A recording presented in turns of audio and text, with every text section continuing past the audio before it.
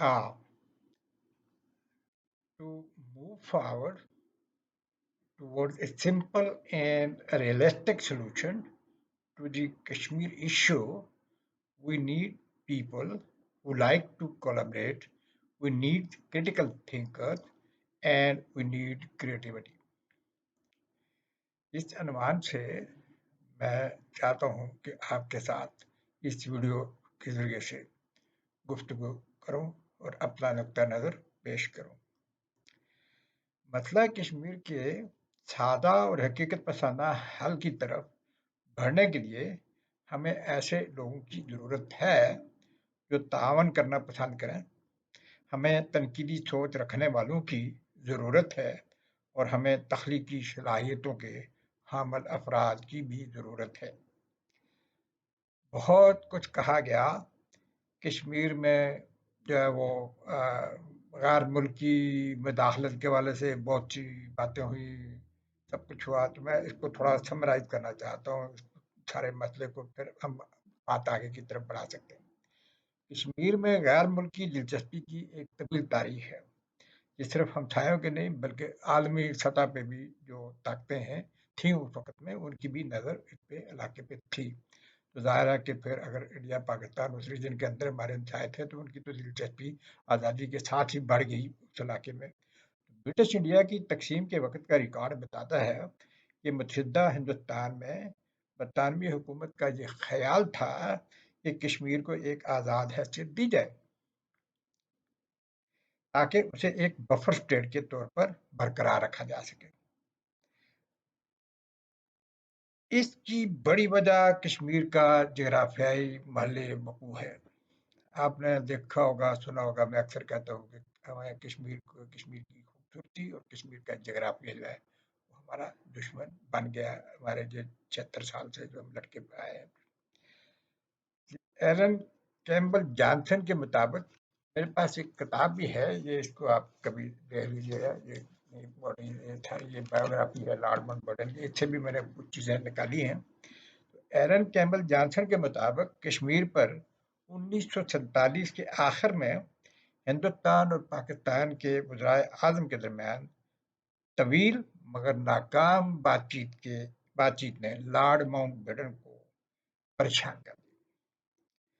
बातचीत में मुकम्मल डेडलॉक आ गया, डेडलॉक, और अंदरूनी सियासी दबाव से माहौल इतना कशीदा हो गया कि इस डेडलॉक को कोई बैन अवी अथॉरिटी ही मदाखलत करके तोड़ सकती थी।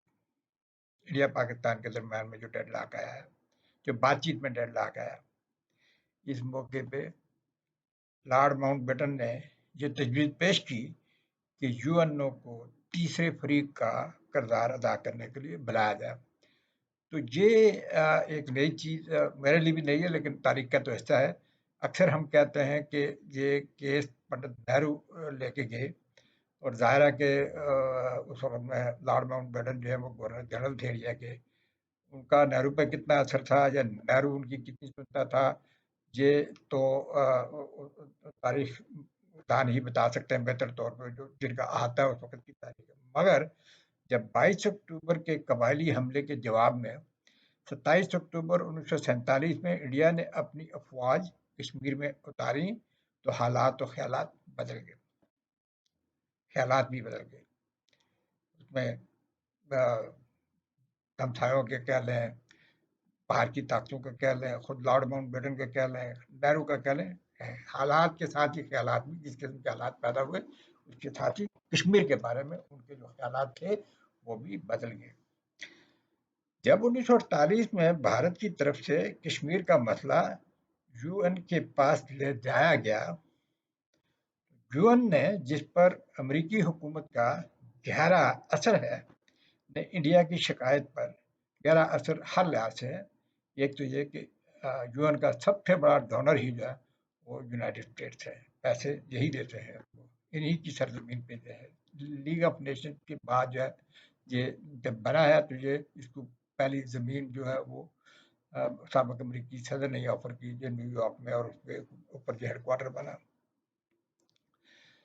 جب 1900 میں پھر دہراتا ہوں کہ جب 1948 میں بھارت کی طرف سے کشمیر کا مسئلہ UN کے پاس لے جایا گیا، UN نے جس پر امریکی حکومت کا گہرا اثر ہے نے انڈیا کی شکایت پر من و ان یقین کر کے کوئی کارروائی کرنے کی بجائے ایک کمیشن بنایا اور یہاں سے دو ملکوں کے تنازع کو حل کرنے کے لیے جموں کشمیر کو ایک آزاد شکل دینے کی کوششوں کا بھی آغاز ہوا۔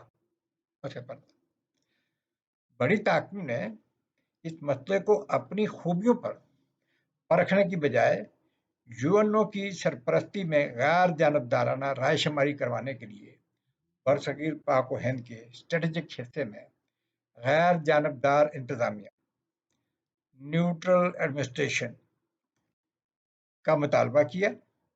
امریکی مندوب مسٹر وان آسٹن نے دو ٹوک الفاظ میں یہ کہنے میں کوئی ہچکچاہٹ محسوس نہیں کی کہ غیر جانبدار انتظامیہ یعنی جموں کشمیر کے لیے جو اس وقت میں غیر جانبدار انتظامیہ بننی تھی تو وہ غیر ملکی کنٹرول میں ہوگی، خواہ وہ مقامی تھی یا کچھ تھا، وہ غیر ملکی کنٹرول میں ہوگی، یعنی UN کے کنٹرول میں چلی جائے گی، اس پہ انڈیا اور پاکستان کا کنٹرول نہیں ہوگا۔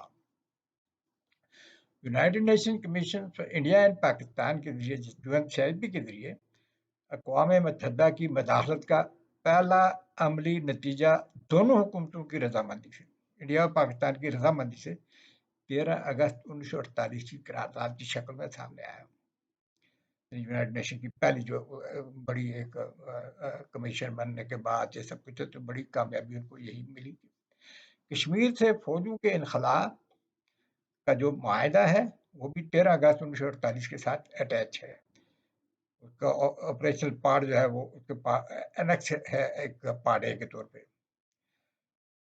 کشمیر سے فوجوں کے انخلاء اور 1 جنوری 1949 سے جنگ بندی اور پھر انڈیا اور پاکستان کے فوجی کمانڈروں کی سفارشات اور اتفاق رائے سے نقشہ پر لکیریں کھینچ کر جنگ بندی لائن کی حد بندی کی شکل میں سامنے آیا۔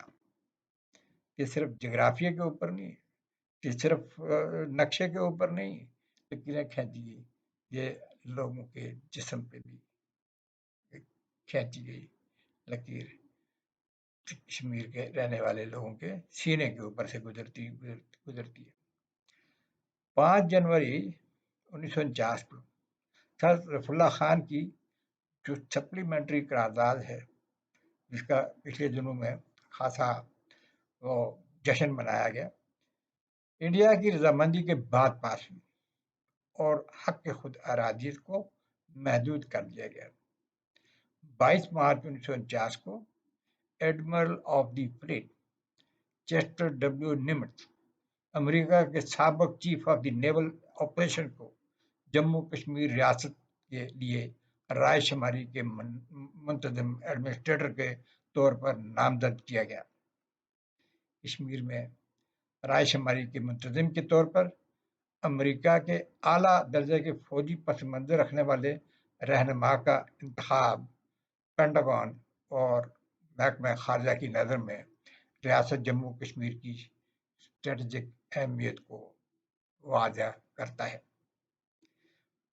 14 فروری 1957 جس کتاب سے میں حوالہ دے کے لکھ رہا ہوں، 14 فروری 1957 Australia, Cuba, Britain and the United States moved a joint resolution to use a temporary United Nations force for demilitarization of Jammu Kashmir.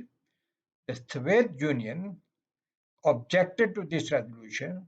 The Soviet also rejected the idea of a plebiscite and vetoed the resolution. یعنی 14 فروری 1957 کو برطانیہ، امریکہ، Australia اور Cuba نے جموں کشمیر سے فوجوں کے انخلاء کے لیے عارضی طور پر اقوام متحدہ کی امن افواج کو تعینات کرنے کے لیے، کشمیر کے اندر تعینات کرنے کے لیے ایک مشترکہ قرارداد پیش کی۔ سوویت یونین یعنی روس نے اس قرارداد پہ اعتراض کرتے ہوئے اسے ویٹو کر دیا۔ سوویت یونین نے ایسا کیوں کیا، اس کے اوپر آپ सोच विचार कीजिए। इंशाल्लाह बाकी नेक्स्ट वीडियो में इंशाल्लाह